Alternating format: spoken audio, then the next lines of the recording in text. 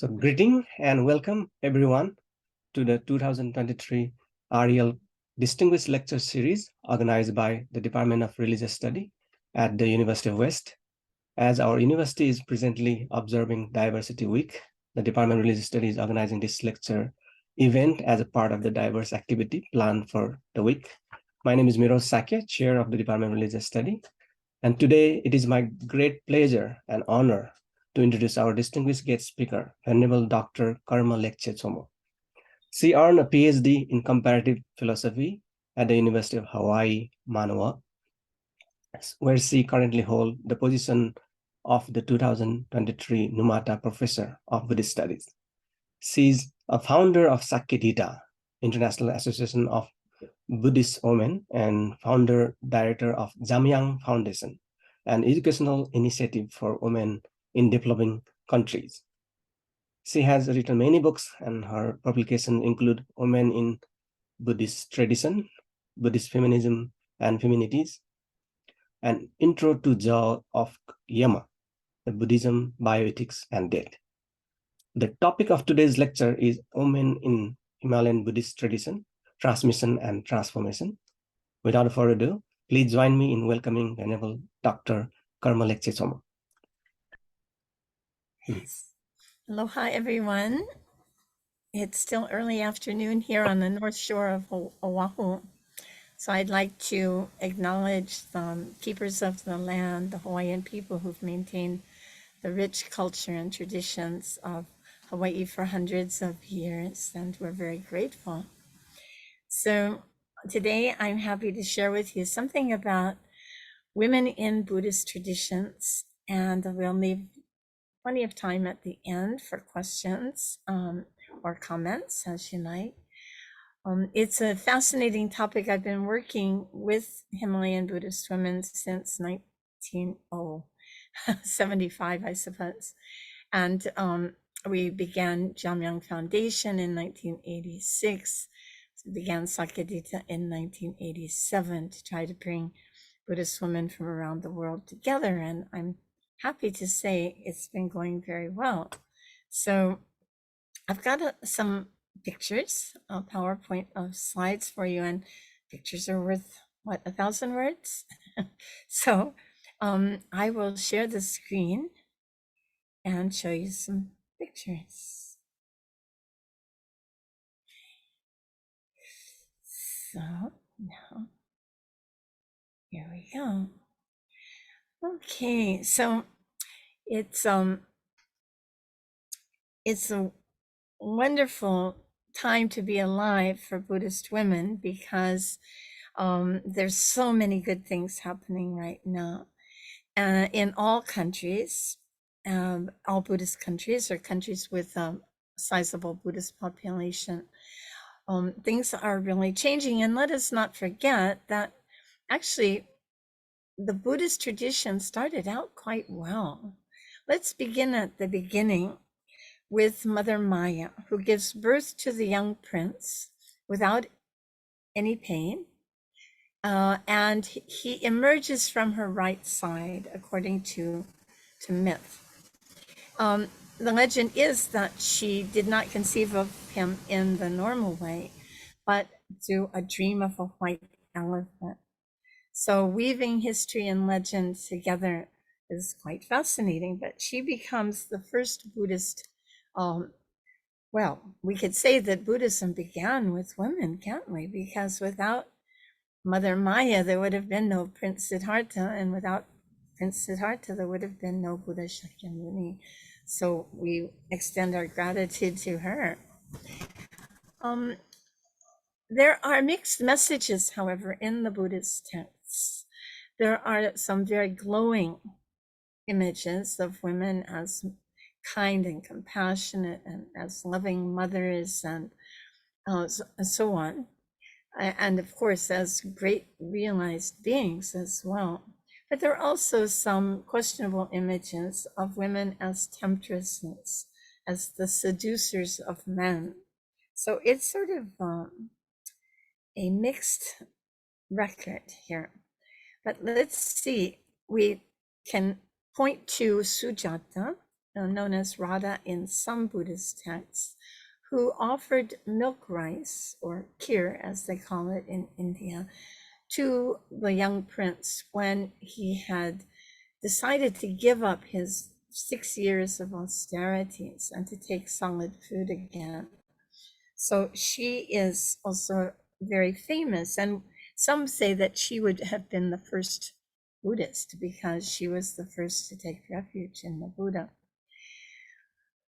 Another very famous Buddhist woman in early history is Mahaprajapati, who was the Buddha's stepmother and aunt, and became the ringleader of the bhikkhunis, advocating for the full ordination of women from very early times. She's said to have led a march, a demonstration, clear across northern India, to ask the Buddha to admit women to the monastic Sangha.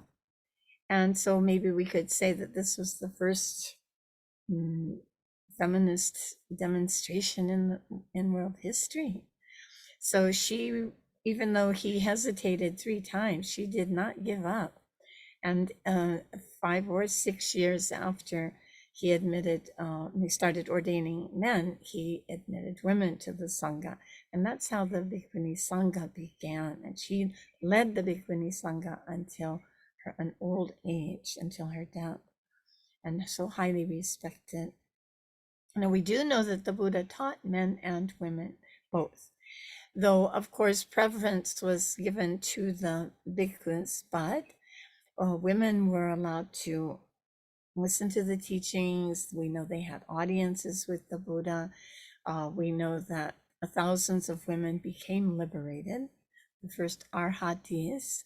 We have their poems of awakening, that the 73 poems written by 70 arhatis. And this is said to be the first poetry recorded poetry written by women, and Buddhist women. So this is quite extraordinary too.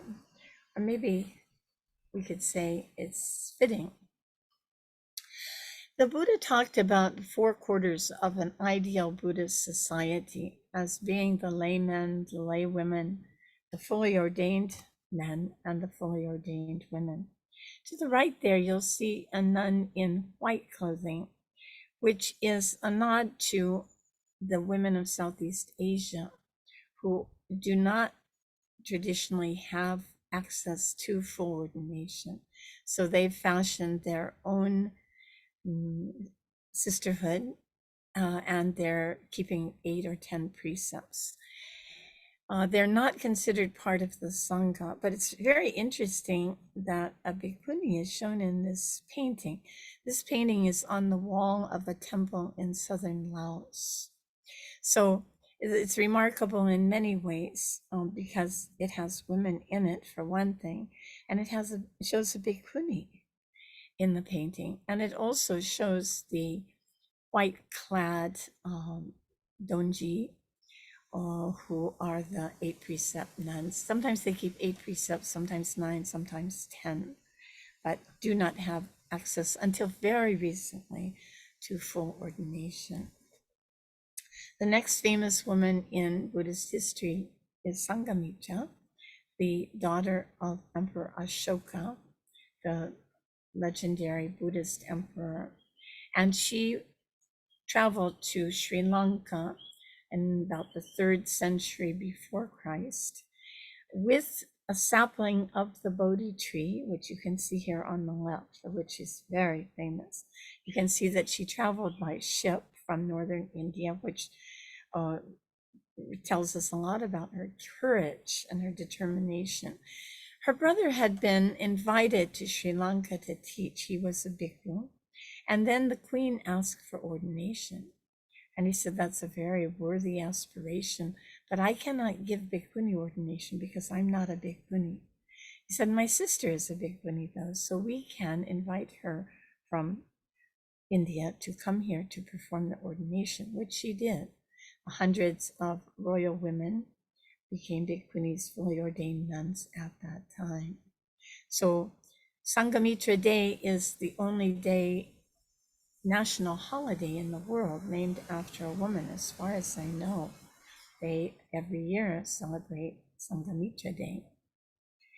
Now, I present this background, this historical background, to the Tibetan tradition because we need to understand something about the issue of full ordination and the position of women within the Buddhist tradition.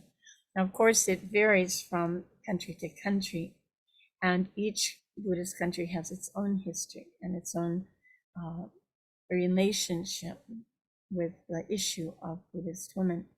But in Tibet, you know that Buddhism came to Tibet in around the 8th century. And of course, Buddhism looked quite different during the 8th century than it did, say, when Sanghamitra went to Sri Lanka 800 years earlier. It was a very scholastic tradition, very academic. So the alleged founder of Buddhism in Tibet, there was Sangharakshita, but there was also Guru Rinpoche or Guru Sambhava, the lotus born, who flew to Tibet when Sangharakshita was not able to subdue the native gods, the story gods. So he flew in and he gave them an ultimatum and said, if you agree to preserve and protect the Dharma, you can stay. If not, I will destroy you. So many of these local deities were incorporated into the Buddhist pantheon as bodhisattvas or protectors under his leadership. Now, I mentioned that the Tibetan tradition is very scholastic, and this is a tribute to the development of Buddhism in India, where debating philosophy became a fine art. And Indians, as you may know, they just love philosophy. It never fails when I get on an Indian train, no matter what hour of day or night, that someone will come along, usually a gentleman, and say, please tell me about your philosophy of life. And they will continue to debate for hours about philosophy, and it's fascinating. So this is the tradition that went to Tibet. But it was housed in the monasteries, all of which were housing only monks. The nuns were systematically excluded from the halls of learning in Tibet. They could become nuns, but not fully ordained nuns. They could take 10 precepts as a shamanarika or polyshamanary, and they were considered part of the Sangha.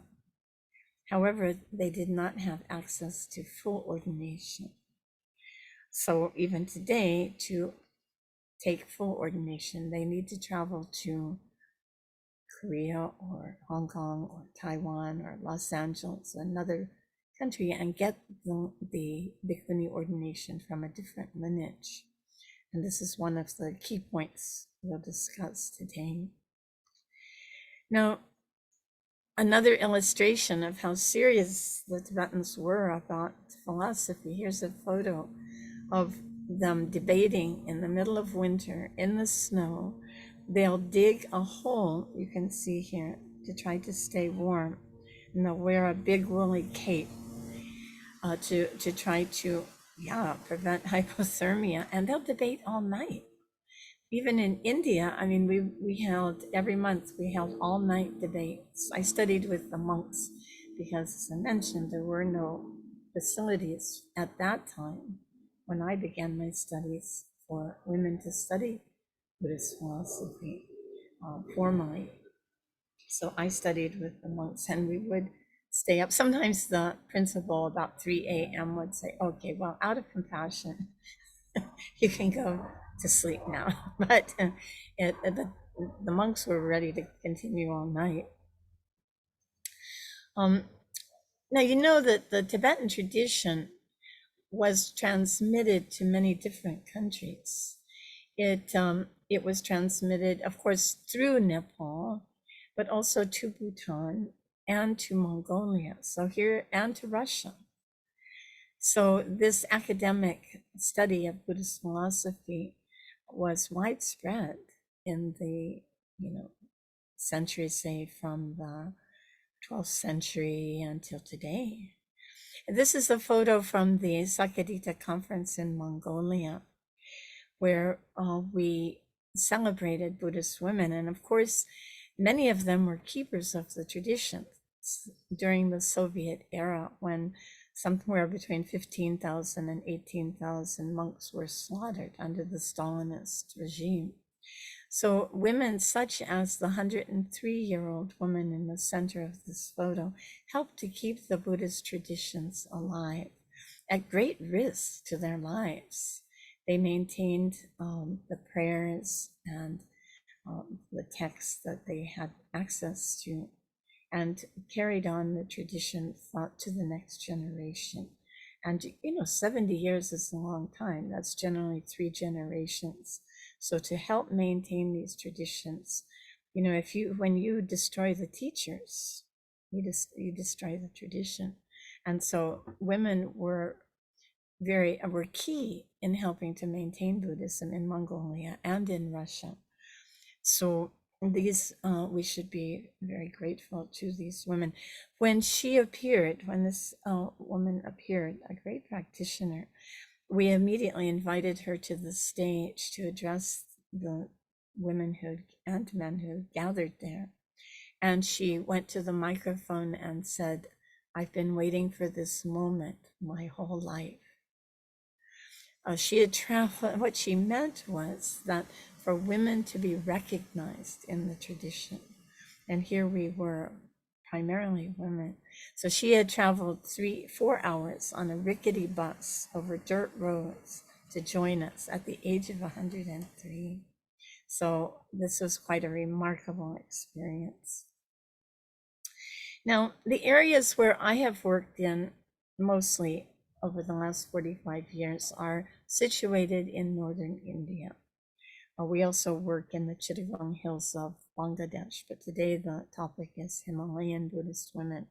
So I wanted to show you that unlike your most world religions books, and even introductory books on Buddhism, which say that Buddhism died out in India, well, I'm here to tell you that it didn't.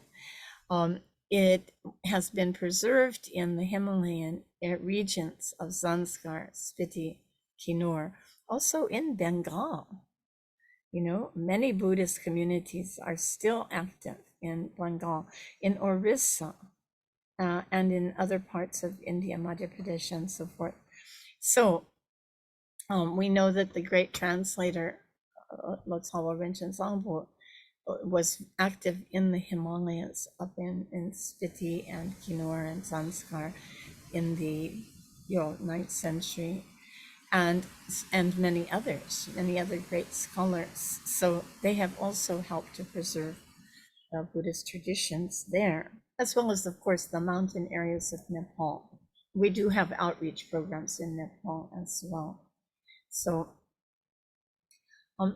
here, for example, are 2 monasteries in Zanskar, Ladakh. Now, to reach Zanskar, Ladakh is no easy feat. Some of you may have been there. Maybe Nancy was there. I think maybe you visited. No, not yet. Okay, so you'll see here in the village of Zanskar, to your right is the monks' monastery, and to your left is the nun. Oh, can you see it? Oh, here it is.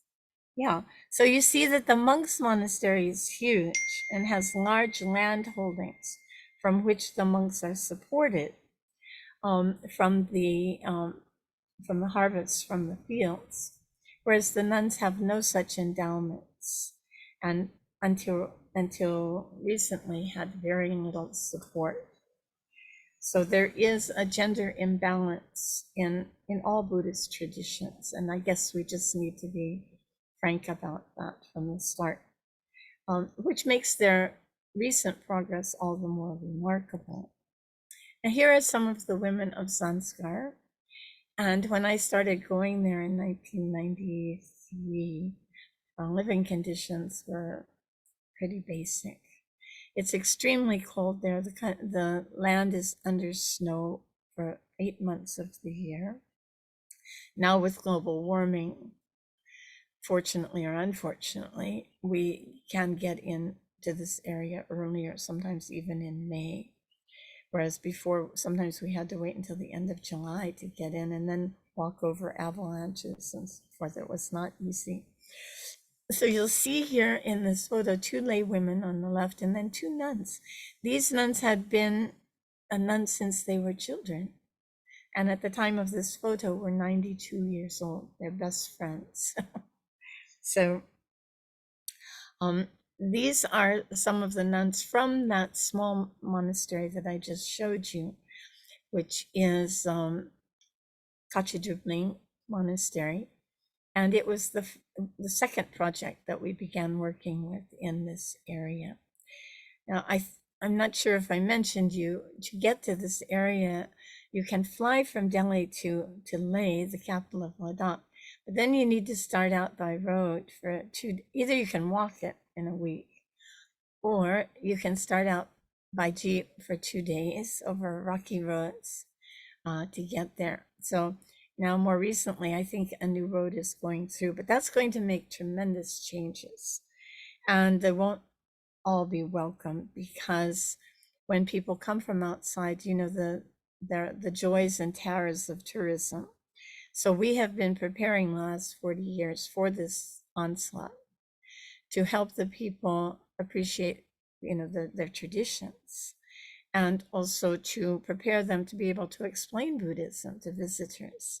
They are all completely dedicated to the Buddhist path, and they want to be able to share that with others, which would mean learning foreign languages and so on.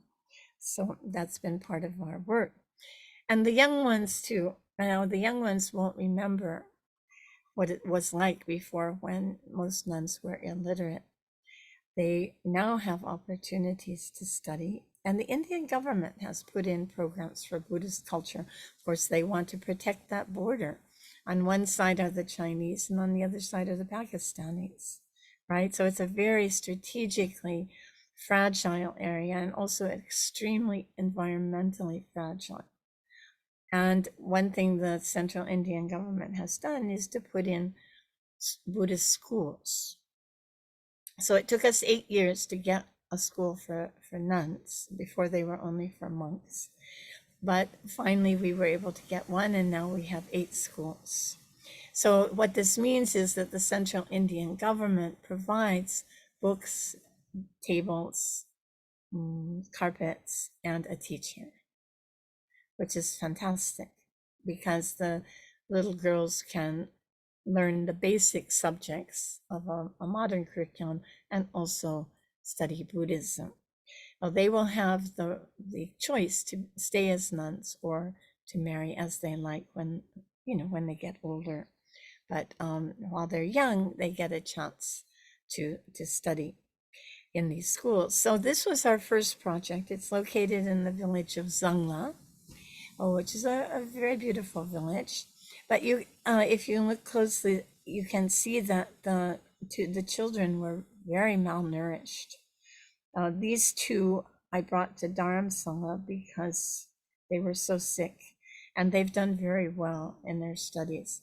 The ones that stayed behind then became the mentors for the next generation, and they benefited from the teachers that we brought in, and also from the central Indian government schools. So they are debating philosophy, which of course nuns in Tibet rarely did. There are stories that at one time nuns in Tibet were allowed to study philosophy, but they got so good at it that they threatened the monks, and then the monks came up with debates that were so intricate that the nuns couldn't follow, and they got discouraged and stopped studying. Now, this could simply be legend, but you'll hear it frequently. And so it's only been in the last 40 years, really, that nuns have begun to study. And I should mention that the Tibetan tradition is the only tradition that we know of that has continued this tradition of philosophical debate to this extent. When I was studying in Dharamsala, we would debate 6 hours a day, 3 hours in the afternoon and 3 hours in the evening. And so it's a great study method because if you haven't done your homework, you, I mean, it's embarrassing. And if you have, you can learn the subject on a very deep level. So here's some of the young nuns who are studying and very happily. And the whole future generation, they love studying all subjects, especially Buddhism. That's their favorite. Sometimes I take them to the Sakadita conferences so that they will be exposed to other Buddhist cultures. They will see women who are giving talks from the microphone, who are leading the meditations, who are getting master's degrees and PhDs, and that's been tremendously inspiring for them. Here is a monastery in another area called Spiti. Spiti has an old and ancient Buddhist tradition. There are only 20,000 people in the village, in this area of Spiti, and they're all Buddhist, even though there are serious attempts to missionize them, to convert them to other religions, but they've been holding fast to their Buddhist traditions. And so there are now one, two, three, four monasteries for nuns in Spiti. And they're studying very nicely all subjects, English, Hindi, Tibetan, and Buddhist philosophy. And then we have an active volunteer program. So people can go and teach whatever they would like to share, healthcare, peace studies. One of my students went and taught biology, and we had lots of wonderful and art. Some teach art, so it's been really eye-opening for these young girls. I finally realized in the mid 90s that it was not easy for the nuns to study up in their homelands. Snowed in 8 months of the year, it was very difficult to get teachers, Buddhist teachers of Buddhist philosophy. The weather is so cold. The only thing to eat is roasted barley flour. It's very delicious, but it's a limited diet, right? And we really were having serious problems getting teachers. They would have to be monks, right? Because in the past, nuns didn't have the opportunity to study. So we then came up with the plan to try to establish a place down where it's warmer, and we built Sanghamitra Institute in Bodh Gaya, where the nuns could study during the winter months. So they come together this year from 4 different monasteries so that they have intramural debates, which is really great. And then some of the advanced students, about half of them, are also participating in the great debate tournament with nuns from other monasteries throughout India and Nepal. So that's been an important innovation also. And some people say that the nuns are getting so good in debate that it's both intimidating and to the monks and also encouraging them to study harder.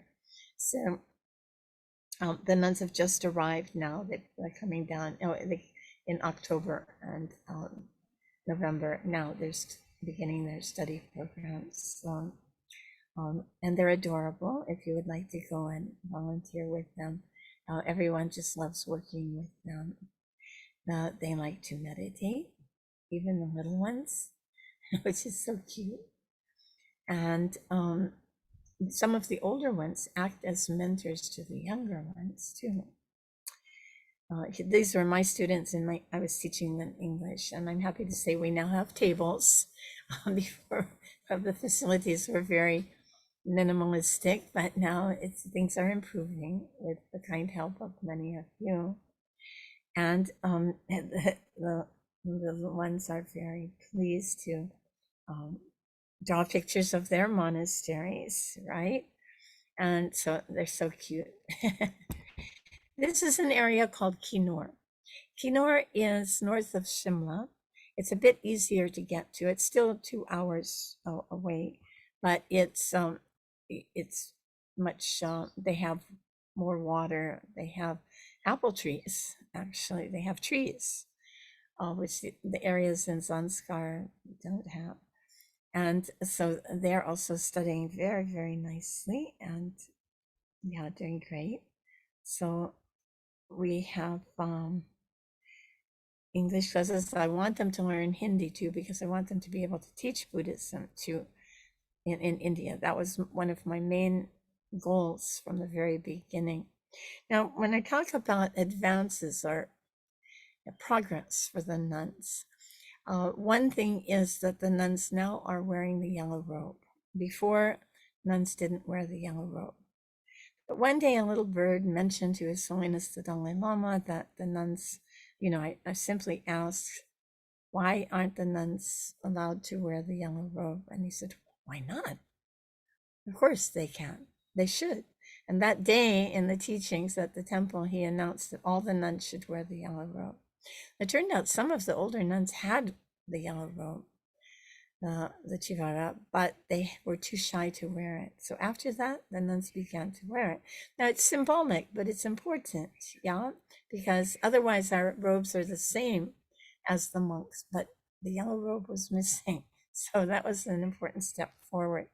The debate, as I mentioned, has been a tremendous step forward, because in these areas and in much of the Buddhist world, you continually hear the refrain, I'm too stupid.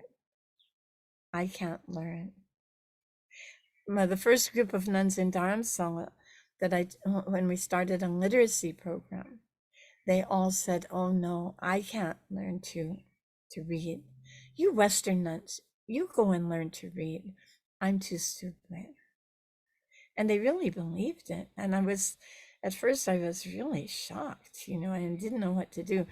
2 weeks later, I came up with a plan. I said, if you learn to read, you'll be able to understand His Holiness Dalai Lama's teachings. And they went, oh, okay. And then they were really enthusiastic.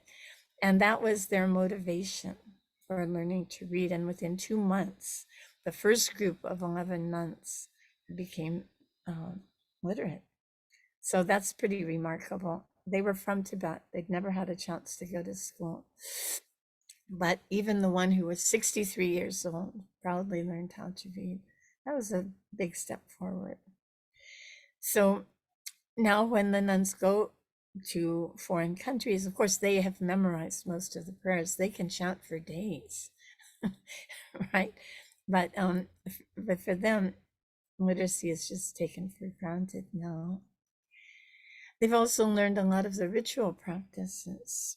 And you may remember from Venerable Tenzing Palmo's book, Cave in the Snow, that she was not able to get some of the practices from her own teachers because she was a nun, she wasn't a monk.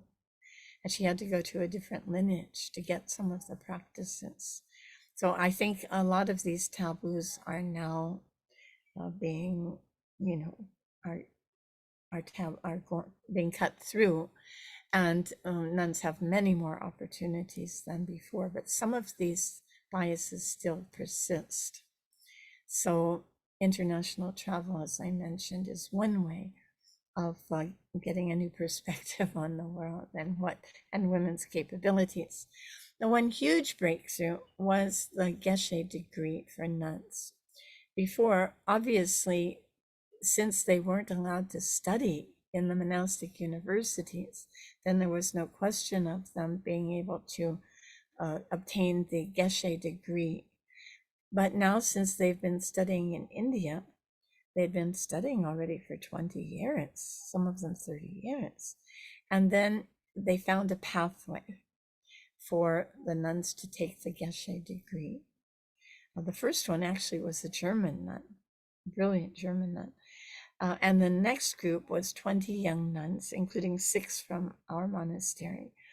And this was a really historical occasion.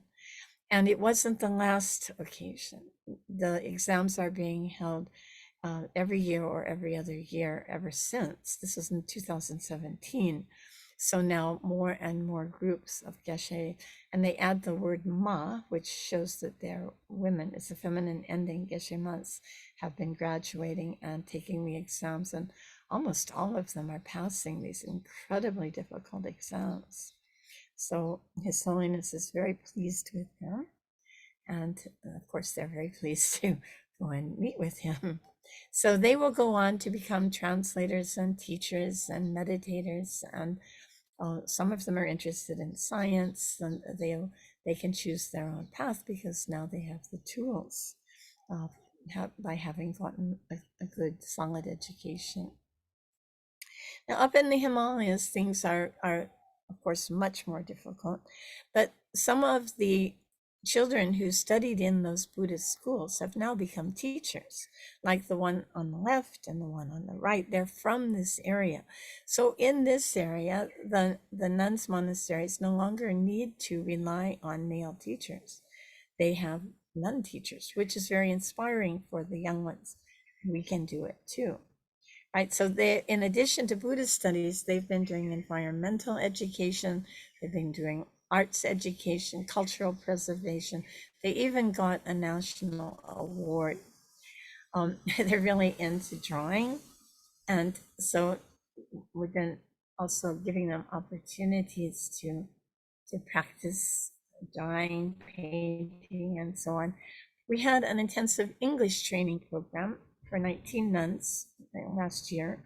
And that was also a really good opportunity for them because English is an international language and allows them access to so many more teaching materials. I have a lot of Indian volunteers as well as international volunteers. So one of our volunteers organized, an Indian volunteer organized an International Yoga Day. Now, normally the monks and nuns don't do yoga, but it's very good for their health. So that's been an innovation. And I loved getting this poster on International Women's Day. This is something, how did they find out about International Women's Day? Well, I remember way back in 1993, I told the Tibetan teacher that I called from a cave and asked to teach is, we're holding a Sakadita International Buddhist Conference in Leh. And he said, I know. I said, how do you know? He said, I heard it on the BBC. So now, and of course now with cell phones, there are even more opportunities for connecting with the outside world. So now, of course, every year they will celebrate His Holiness's birthday, and His Holiness is also a great source of inspiration for all of them. He has encouraged them to study and to even outsmart the monks, he said. And they took that very seriously. Now, the last remaining breakthrough for nuns in the Tibetan tradition is the full ordination. In the Tibetan tradition, there is no opportunity, there is no access. As I mentioned, the nuns have to go to another lineage, and some of them don't want to do that. They want to get fully ordained by their own teachers, but their own teachers are reluctant to give the ordination. And so we hit an impasse until last year. So we continue this dialogue. It's been going on for almost 40 years now, but some of the senior monks in the Tibetan tradition are very conservative. And so we organized this conference with senior bhikshunis from many traditions and bhikshus as well. But so far, the Tibetans have not moved. What happened last year was that an ordination was held in Bhutan, which is following the Tibetan tradition, but they have their own tradition based on Tibetan Buddhist tradition, the Buddhist traditions that they got from Tibetan culture and teachers. And there was an ordination of 142 nuns there under the auspices of the king and the abbot, the head abbot of Bhutan. So these nuns stayed in the forest in tents, very simple accommodations. And the abbot, the chief abbot of Bhutan, gave the ordination. And they'll give another one next year. So this is an amazing step forward for nuns in the Tibetan tradition, but in Bhutan. So let's see what happens, whether some Tibetan nuns will go to Bhutan to get it. We heard that a few of the nuns out of the 142 did participate. So this is the future. I think I already showed you. This is our Jamyang Foundation, we've been working especially to support education for women in the Himalayan region with outreach projects in different countries, Nepal, Vietnam, Mongolia, and so on. And then, of course, we have Sakadita International. And here in Hawaii, we have Sakadita Hawaii. So now some may ask, well, why the emphasis on nuns? Well, I could say, first of all, those are the people I'm most closely in touch with because I work primarily with the nuns. But it's also a matter of leadership, because in Buddhist cultures, often the people turn to the monks and nuns for information about Buddhism, for cultural leadership, for as role models for ethical conduct, and so on. But of course, when the nuns move forward, the lay women also move forward. In fact, now we have in Zanskar, some of the nuns have organized literacy projects for the women in the villages. And this is an important step forward too, because previously, almost all of the women, I mean, they didn't go to school, they didn't have a chance. There's so much work to do. I mean, survival in these areas is not easy. And most of the work falls to the women. Our project manager one day said, in Spiti, we have a tradition. Women do all the work. And I said, that's a terrible tradition. how can you make women do all the work? And so I think that, of course, women have their own ways of resistance. They tell jokes consistently about, making fun of the pretenses of their husbands and so forth. But there's still a lot of work to be done to achieve any kind of gender equity. And all I can say is, I'm happy to say, is that things are changing.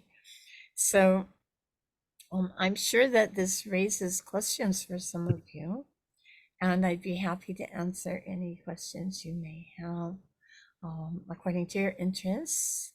Please feel free to challenge me.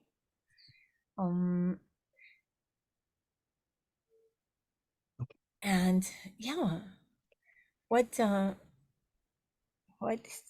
I address further? Thank you, Venerable, for your outstanding and motivating lecture. Your lifelong dedication to the education of nuns is genuinely admirable. So here we begins the question answer session. Kindly submit your question in the chat box. Since our group is small, you can even unmute and ask question directly to Venerable. I will raise one first question. How can we address and prevent gender discrimination within monastic community? I think it's getting better, but still I heard the news that there's strong discrimination still prevail. Do you have any? Can you give some tips? Well, I have a suggestion. It's very difficult to change attitudes. We learn gender from a young age. The pink for girls and blue for boys, and it's still happening even in American society. There's these kinds of discrimination. I guess pink is now back in fashion with Barbie and all this, but in any case, I have a suggestion, and it is gender training. I believe that we should have gender training programs in all the monasteries, because often people just simply are not aware of the patterns that we are perpetuating, and women also perpetuate um, gender unbalanced patterns, and we need to question that. We need to retrain. We need to change our attitudes as well, because often women internalize these attitudes also, that I can't do it. I see it even amongst highly educated women, a lack of confidence. And so gender training programs have been available at the UN for a long time. And we had a case here in Hawaii where it became very clear that people badly need gender training. I'm trying to organize a workshop with a gender trainer who has been working with the UN for years. So that's one important suggestion, I think. There are methods, there are ways to improve the situation. Yeah. And then, of course, women just forging a path ahead is also a good way to go about it. To show what women can do makes it obvious. Then, in many cases, now the rate of women graduating from universities, it's I've heard it's 2 to 3. Oh, So, and in the law schools are majority women now. The medical schools are majority women. They're simply doing better in school once they get the opportunity. So um, we're watching this carefully. Thank you. if you have any question, please type in, or you can directly put forward your question to Venerable. And the second question, the Jamyang Foundation, are you also operating in Nepal? Like, which area can you? We've been working with Dhammakirti Vihar I don't know anything about it. in Kathmandu. We've been collaborating with them for many years, and we collaborated on a Sakadita conference, 2006, I believe, out in Lumbini. And so we're closely in touch with them. We've sent English teachers and so on, and we've brought many of the nuns to attend. Well, nuns from Nepal in general, but then nuns from the students of Venerable Dhamawati have been especially keen on networking with other Buddhist women internationally. So we've especially been working with them. Yeah. Wonderful. Thank you for Yeah. your effort. Yes. She's really a model, Venerable Dhamawati. In Nepal, I mean, she almost single-handedly Is a legend. has helped to revive Theravada Buddhism in the Kathmandu Valley and beyond. Very And inspiring. some of the monks do not like it. And also full ordination, Yes. despite threats, she sends her nuns for full ordination. There was a backlash after some nun got ordained. Oh, The yes. guy, Yeah, but they went ahead anyway. Yes, very really courageous. bravery of nuns. Right. Exactly. So anybody have a question, you can unmute. It's a great opportunity to ask question here. Students. Tenzin. Hi. I'm out here in New York City, and I forget the name of the nunnery. There's a nunnery in Tibet where I believe annually they do a walk around the nunnery, and they're doing, I think it's Tsomo meditation, and they're, the heat, and then I think like there are four corners, and there's a textile or cloth that's wet. They put it around their body, and as they're circumambulating, they're doing the meditation, and then the community, they can see with their eyes that the textile that they wrap themselves in has dried, and my understanding is to inspire and encourage the community with Dharma practice. So my question for you is, have you been there? Like, is there something you could share about that nunnery and like how are they? What, how are things like there? I think there was one Lama, one Rinpoche who has led people to visit the nunnery. And, for me as someone living in New York City with job applications and things, I just can't go and visit. But yeah, if anything that you can share about that. Yeah.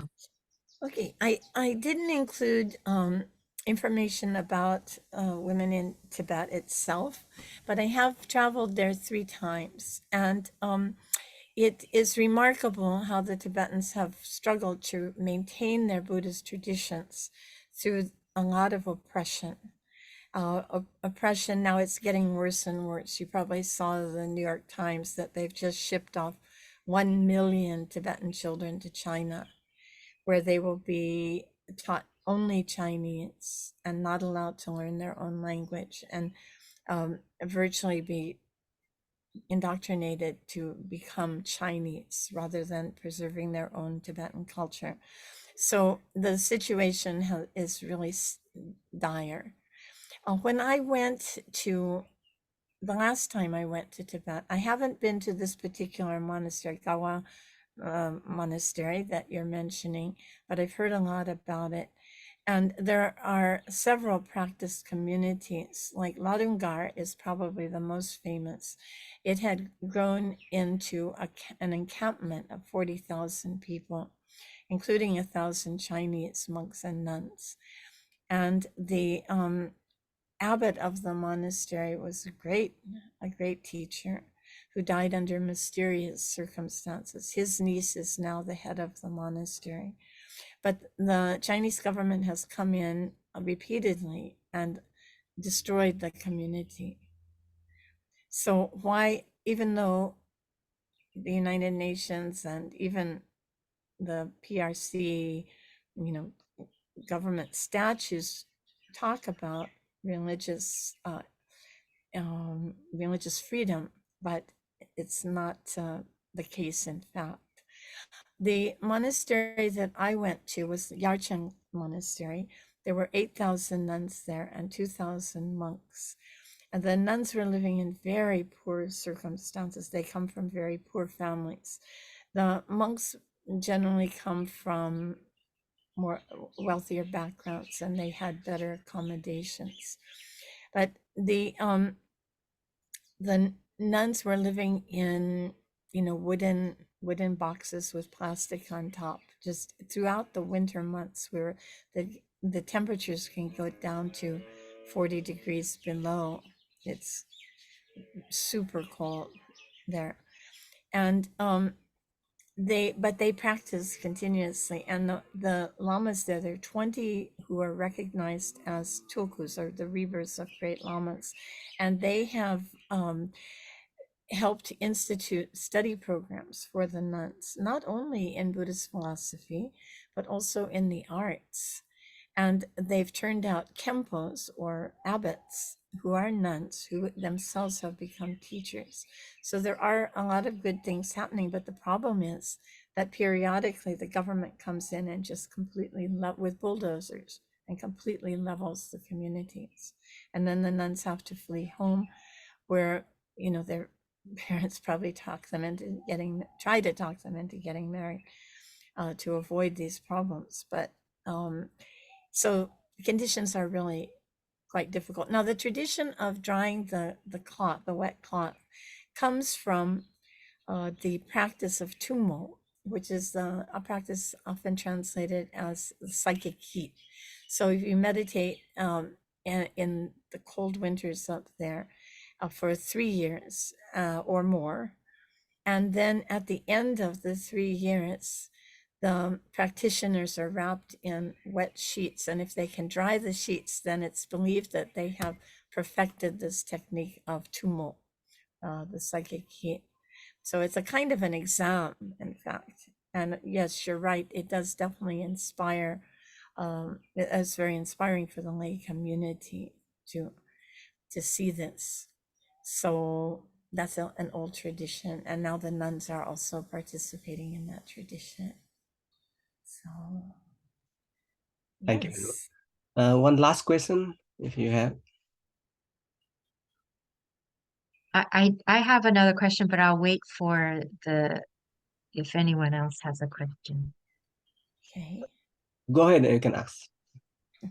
Yeah, so there's the Emory Tibet Science Initiative, Emory University in the United States, and I'm wondering about like if that initiative has also extended to the like the nuns and nunneries learning science. So a lot of stuff that I read is been more with the monasteries, but I haven't come across for nuns and nunneries. So Mhm. if you Right. could share something about that. Sure. In the beginning, it was all monks, but then they started to include nuns also, which was good, a nod to gender equity. So I think the situation has improved. A couple of my own students have participated in those science courses, and some of them really love it. But of course, in the monasteries, they have very well developed programs that have not yet been implemented in the nuns' monastery. So there's still work to do on that. Yeah, providing opportunities. And of course, a lot of it depends on the support of the lay community. So if the lay people prefer monks, and that's often the case, then the monks get preference. They get better food, better healthcare, better accommodations, better education, and the situation just perpetuates from one generation, one, yeah, 1 year to the next. But if the lay people make it clear that they'd like to donate equally, then, or even, try to right the gender imbalance, then things will change. I've even had a Sri Lankan monk say, if nuns get fully ordained, then we're going to get less donations. I appreciated his honesty, but it's rather pathetic that they would to see that he would think in those terms, right? But, support when you're dependent on the lay community for your lunch and for everything, then it does become a concern. So that's why I believe it's important for the lay community to recognize that part of this is their responsibility. That if they demonstrate gender equity, then it will become more common. And here I have to, give express my admiration for the Buddhists in Sri Lanka, because Sri Lanka was where the full ordination of women really started to take off. About after the Sakadita conference in 1987, there was a delegation of 16 Sri Lankans. They went back to Sri Lanka and they began to advocate for full ordination for women, and it took off. And now, out of more than 4,000 nuns in Sri Lanka, at least half are fully ordained. Now, mind you, there was terrific opposition, but the nuns just went ahead with it. And the same has happened in Bangladesh and Nepal. So, and Thailand also. So it takes leadership, courageous leadership, like Mahapajapati in the beginning. And yeah, so I think probably more nuns in Sri Lanka would take full ordination, but if their teachers are not fully ordained, and some of the teachers are getting advice from the monks not to take full ordination. So there still is a tradition of following your teacher. I mean, following the advice of your teacher is a good thing, but if your teacher advises you not to get fully ordained, then what do you do?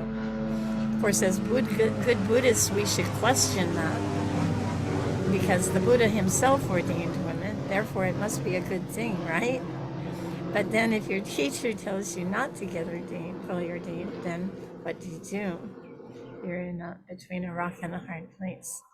And if the younger generation goes forward and gets fully ordained, then it would traditionally it would mean that their teacher had to bow to the student, which is not appropriate. So it's a kind of a culturally difficult situation. In any case, I admire those nuns who've taken the leap.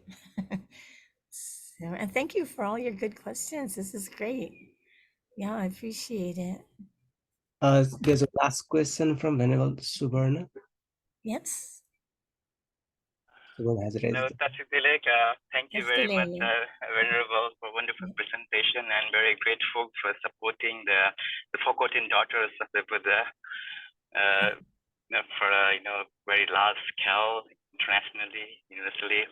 I have a question that whenever I talk to a group of monks in hierarchy, I see that that when they are in a group, they're always against of most of them against of high ordination of bhikkhunis. But when I talk to the individually, most of them they're willing to give freedom for nuns to get high ordination. I see this clash between the culture, the group hierarchy, and the individual preference.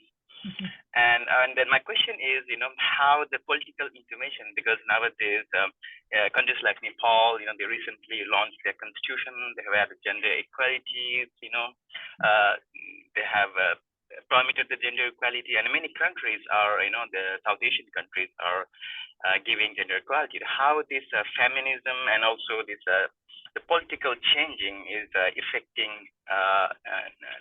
nuns institution.